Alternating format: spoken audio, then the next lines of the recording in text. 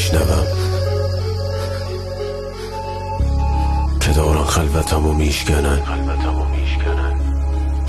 چند روز تو ذهنم هیچی نیست، غرق تو این آرامش هیستریک. چند روز تنهام تو خونمون با دیواراش و سقف روی اون، ولی هرچی زدم با قلم به سرم میرسیدم. یه فکر را به درک مثلا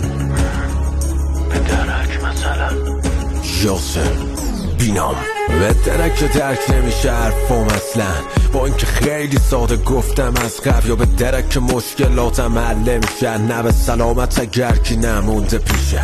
به درک همه ی دنیا مال تو، حس نوش جونت هرچی خوردی مال مفمه. درس گرفتم از هرچی اومد به سرم، دیگه وانویستم بهم ضربه بزنم.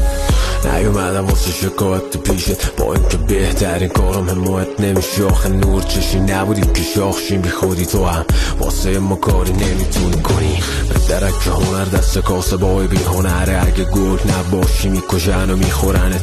تو این بازار با مافیای پر رنگ شبونا که میخواستن ما نباشیم عمرن. به درک واسه ما وقتش نرسی، به درک رویایی به حقش نرسی. به درک سالها با عشق خوندم واسه تو، از اونم عشقی چی نمونده واسن. اصلا مهم نیست که منو پشت سر میذاری، حتی مهم نیست که دیگه دوستم نداری. حالا که کار به اینجا رسیده دیگه مهم نی حرفامو باور نداری. نگو ارز چیو میخوری، این عمر منه که داره میره بی خودی.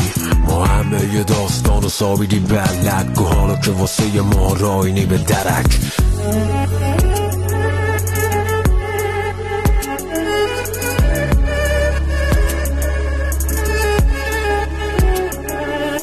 به درک اخمام ازم باز نمیشن، به درک پولام پس انداز نمیشن. به درک فردا مال ما نمیشه، به درک درهای بسته وا نمیشه. من هیچکیو ندارم، من هیچکی هم نمیخوام. من هیچی نداشتم و دیگه هیچی هم نمیخوام. نه دیگه از کسی انتظاری دارم، نه دیگه میخوام باشم صدایی با من. نه دیگه مونده واسم به آینده میلی، نه دیگه فکر کنم به آرزوام خیلی. من همونم که از مجنون توبه کردم، حالا آزاده که واسه خودش صفا کنه لیلی. خیلی از حرفایی که تا امروز زدم فقط حرف دل خودم نبوده، بعضیاش اصلا چیزایی بوده که شما دوست داشتید گفته بشه. Arrangement مسعود